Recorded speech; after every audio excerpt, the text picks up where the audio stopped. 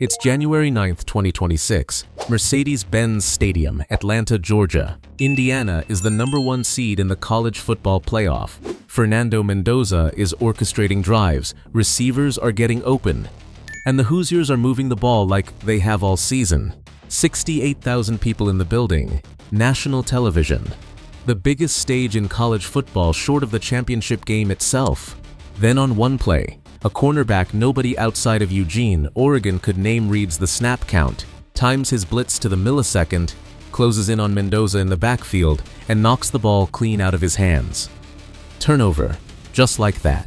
The #1 offense in college football loses the ball to a kid who spent an entire year watching from the sideline in Oxford, Mississippi, wondering if he had made the worst decision of his life. And here is the part that stays with you. This was not even supposed to be his moment.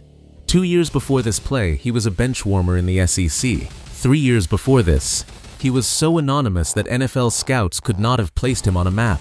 But once upon a time, before all of it, every coach in the state of Florida knew exactly who he was. He is 5 feet 10.5 inches tall. He weighs 181 pounds. At the NFL Combine in Indianapolis, he ran a 4.49-second 40-yard dash and posted a 37.5-inch vertical jump. At Oregon in 2025, opposing quarterbacks targeted him 37 times across 344 coverage snaps. They converted for just 17 catches, 104 yards, total, for the entire season. That is the fewest receiving yards allowed by any cornerback in the entire 2026 draft class. His PFF defensive grade was 85.5, second highest among all of Oregon's starting defenders. But what you probably didn't know is that this guy was once the best high school corner in the entire state of Florida and still could not get a single Power 5 offer. He ran track well enough to finish 4th at the state championship meet in the 300-meter hurdles, and football programs still looked the other way. He transferred 3 times before his career was over: high school, college again, and hit a low so complete that he spent a full season at Ole Miss playing in exactly 2 games. And when the NFL Combine arrived in February 2026, his own body refused to cooperate, keeping him off the field entirely at the one event that could have changed everything. And that is just scratching the surface. In this video, you're going to find out how the best prep corner in Florida became a name nobody in the Power 5 wanted. You're going to find out what it actually feels like to transfer twice, sit a redshirt year, and still bet everything on yourself one more time. And you're going to find out exactly what happened on April 25th, 2026, when the Kansas City Chiefs made a phone call that made all of it worth it. But before we break this down, let me ask you something. Have you ever seen Jadon Canady play before today? If you have, drop a 1 in the comments. If not, drop a 2. And with that, let's go. So how does the kid who led every high school player in Florida in interceptions end up at Tulane? And why did it take 5 more years to get anyone to notice him? Jadon Jackson Canady was born on May 1st, 2003, in Jacksonville, Florida. He grew up in Neptune Beach, a quiet stretch Atlantic coastline just east of Jacksonville proper. Surfboards in the truck beds, salt air, the kind of place where Friday night football happens, but the recruiting vans never bother to pull in.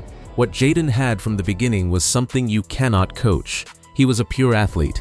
As a sophomore at Duncan U.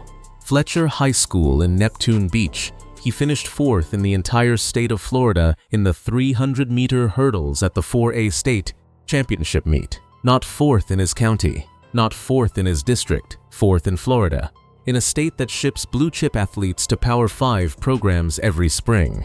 The kid could move in ways that defensive backs coaches spend their entire careers waiting to find. And then he decided football was where he was going. Before his senior year, Canady transferred to Sandalwood High School in Jacksonville, a bigger program, tougher competition, a place where college scouts actually showed up on Friday nights. And Sandalwood saw what Neptune Beach had been sitting on all along. In his one senior season, Canady recorded 9 interceptions. 9. The most by any high school player in the entire state of Florida that year. He was named All-First Coast Defensive Player of the Year. He was returning kicks, contributing on offense, doing everything a two-way weapon is supposed to do. Every Florida high school coach knew his name. His tape was real, his production was legitimate, he had done absolutely everything right, and the Power 5 said no. Not, we'll monitor you and see. Not, come walk on and earn it. Florida did not call, Florida State did not call, Miami did not call. The recruiting services slotted him at roughly the 110th corner in the country. 110th. For the kid who just led all of Florida in interceptions. The only significant offer that came was from Tulane University in New Orleans. The Green Wave.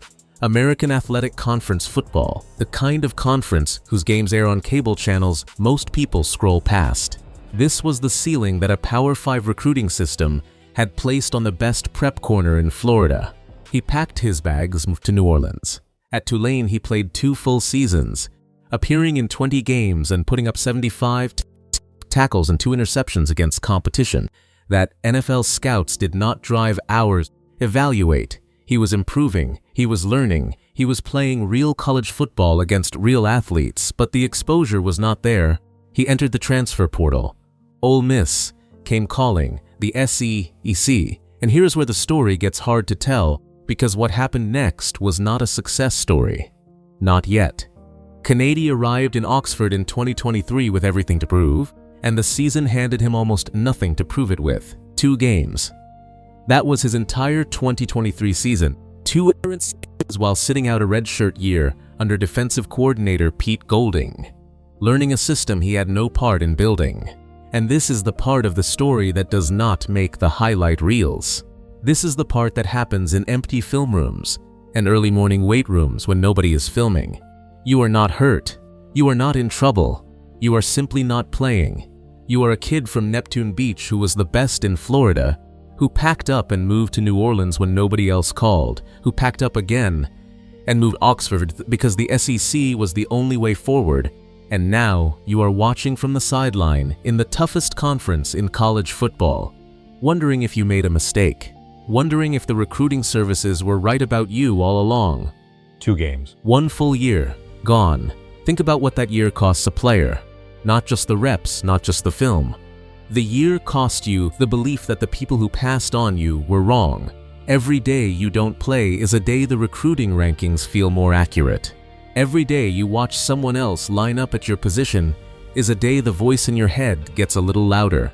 Most players at that crossroads either transfer again out of frustration or disappear quietly into the depth chart. Canady did neither. In 2024, Canady finally got on the field. 11 starts, 38 tackles, performing as a legitimate SEC cornerback. His Ole Miss teammates would later tell reporters that his preparation habits reset the standard in the room before anyone else arrived in the morning. He was showing he belonged. But one solid SEC season from a benchwarmer nobody had recruited was not going to be enough to move a draft board. Canady looked at the options in front of him, his final college season, his last audition, and made the only decision that made sense for a player who had never once done the safe thing. He entered the portal one more time, and he chose Oregon. The Ducks were playing Big Ten football, national schedule, primetime games on Fox and NBC. The kind of television exposure that actually changes what an NFL scout writes on his board in April. This was not a lateral move. This was Canady looking at a draft process 6 months away and deciding, after everything, after Neptune Beach and Tulane and 2 games in Oxford, that he was going to take one more shot at a stage big enough to matter. And then he had the best season of his life. Not a quietly solid season. Not a promising for a transfer season. The kind of season that makes scouts pull up a player's full body of work and wonder how they almost missed him entirely. It was not close. Across 15 games and 13 starts, he posted 39 tackles, 2 interceptions, 6 pass breakups, 1 tackle for loss, and a forced fumble. On 344 snaps with 37 targets thrown into his area, opposing quarterbacks combined for just 17 completions and 104 total yards against him, a 39.4 passer rating, the lowest number in the entire draft-eligible cornerback class in the country. Pro Football Focus graded him at 85.5 overall, second on Oregon's entire defense. All Big Ten honorable mention. Interceptions in back-to-back weeks against USC and Washington. The kid, who spent a year on the Ole Miss bench, playing in front of nobody in New Orleans, had just finished the most lockdown season of any corner available in the 2026 draft. The biggest single moment came on January 9th in Atlanta, the Peach Bowl, Oregon versus number 1 Indiana. In the third quarter, with momentum shifting, Canady forced the fumble on Fernando Mendoza. Oregon lost the game, but Canady had put himself on film in front of every front office in the league. Then the combine arrived and took one more shot at him. A lower body injury kept him off the field in Indianapolis entirely. No 40-yard dash, no positional drills, no chance to show scouts in person what the tape had been showing all fall. He went home and waited for Oregon's Pro Day on March 17th. He ran the 4.49, he got back out there. And when reporters asked about the whole process, 3 schools, 5 years, a year on the bench, a combine he couldn't compete in, he said. Getting to know different defenses, that variety was helpful. 3 programs, 1 year watching from the sideline, a combine ruined by injury, and the man speaks about it like it was useful curriculum. Pick 106. Houston takes Febechi Nwaiwu, a guard out of Oklahoma. Pick 107. San Francisco takes Grayson Halton, a defensive tackle. Pick 108. Denver takes Coleman, a running back out of Washington. 3 picks. 3 other names. Canady is home in Jacksonville, the same city where he led the state in interceptions and still got ranked 110th. His family is around him. The same people who watched him leave for Tulane when no one else called, who watched him sit a full year in Oxford, who never once told him the math didn't add up.